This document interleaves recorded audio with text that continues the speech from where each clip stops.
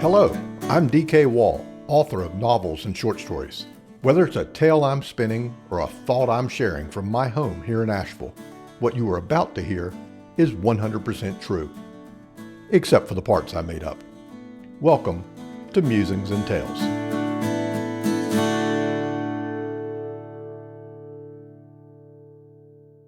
I need your help, dear listener. I'm almost finished binging my current TV series and need suggestions for what I should watch next. Before you rush to answer, though, I should clarify a few things.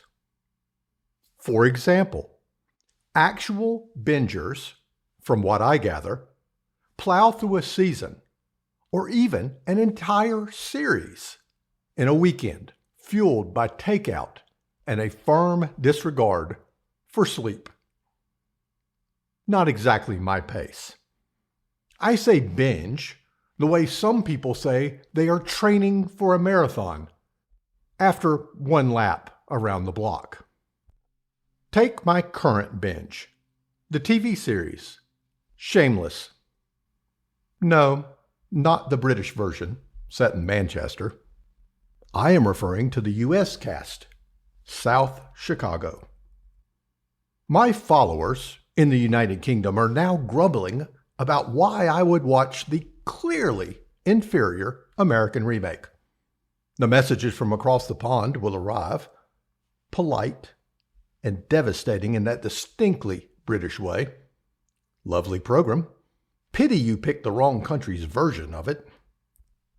Don't worry, I can handle it. I once argued with an Australian about whether Vegemite was edible or a violation of the Geneva Convention. I'll let you guess which side of the divide I sat on. We were sitting in a pub in Adelaide, Australia at the time. I was slightly outnumbered, so wisely sought common ground to lower the temperature. I related my recent encounter with a kangaroo, which was decidedly unlike my long-held opinion formed from Saturday morning cartoons. Being downwind of the critter, I caught a whiff. Anyone who has ever hung around a farm would recognize it. A kangaroo was, in my expert opinion, little more than a cow that hopped. My newfound friends heartily agreed with my assessment and promptly ordered a round of Aussie beers and some Skippy burgers. Tasty enough, except for the thick slices of beetroot where a tomato should reside. But I wasn't interested in creating another divide, so I ate it without further protest.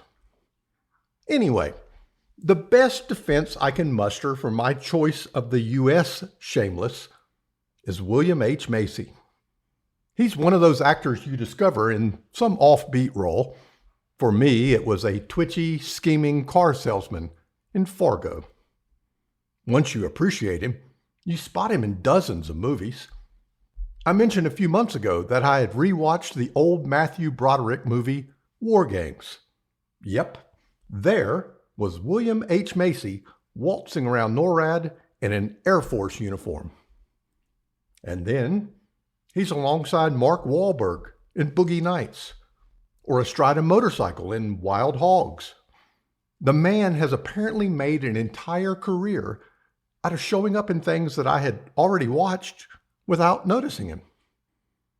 Then he became one of those actors that if he was in something, I wanted to watch. Like Shameless, the entire series, on Netflix. Not that I started right away. There was first the wee problem that I wasn't a subscriber. Not to Netflix, not to anything. I didn't even have cable TV or a TV. Technically, that's not true. I own a TV. It's in the storage room, unplugged. I'm not sure whether it works or not. I know how this sounds, like I churn my own butter and read by oil lamp. Okay, fine. I do draft my stories on a pad of paper, but it's with a pencil, not a quill dipped in an inkwell. And the story does find its way onto a computer at some point and then out to the internet for your enjoyment. So I am not a technophobe. And it's not like I didn't watch TV as a kid.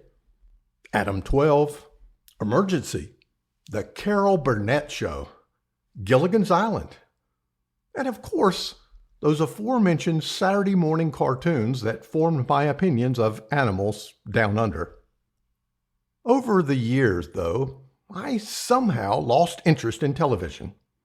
My evenings became focused on curling up with a good book, writing my own stories, hiking with the dogs, hanging out with family and friends. But a few shows have caught my attention. I was late to Breaking Bad, but loved it to the end. I watched The Walking Dead, at least until they killed Glenn and I, pardon the pun, walked away. Then I added Shameless to my list. Promised I would get to it someday. Wasn't in a hurry until I read it was leaving Netflix. I needed to get a move on before it disappeared. So I sat down one evening, flipped open my laptop, subscribed to Netflix, and watched the pilot episode. I laughed so hard I was hooked. I binged Shameless. Which brings us back to how my definition of binge might differ from everyone else's. I didn't start a week ago, or a month, or even earlier this year. It was October 19th, 2025, 311 days ago. How far have I watched? Episode number 88 of 134. Yeah, I'm not exactly winning that marathon. I'm more the overweight, out-of-shape geezer wearing jeans and a pair of loafers, trotting along at the back of the pack, wondering when the first water station will appear. And now the pressure mounts. Shameless is still leaving Netflix on October 11th, a mere 48 days away, with 46 episodes to watch. Back to that overused marathon analogy, I've got 9 miles left to go, and the race organizers are packing up, ready to go home. So the odds are good that I won't see the final episode, or probably not the last season or two. Either way, my time with the Gallagher clan is coming to an end. Not with William H. Macy, of course. He's been in more than a dozen roles since he last filmed Shameless. I'm sure I will see 1 or 2 of them at some point. So, I need your suggestions for what to stream next. Just keep the rules in mind. Since I only watch an hour or so a week, nothing with 12 seasons. Nothing that requires a family tree and a flowchart just to remember who is related to whom. And please, for the love of all that is holy, nothing that is also scheduled to vanish from whatever service I finally get around to subscribing to next. At my current pace, whatever I pick, it will probably be it for the next year. So it had better be good and short. Fire away. Thank you for letting me bend your ear today.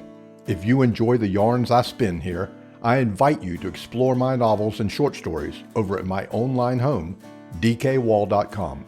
That's dkwall.com. It would also mean the world to me if you'd follow or share this podcast so these tales can travel a little further. Your interaction tickles those little computer gremlins that spread the news. Until the next episode of Musings and Tales, happy reading.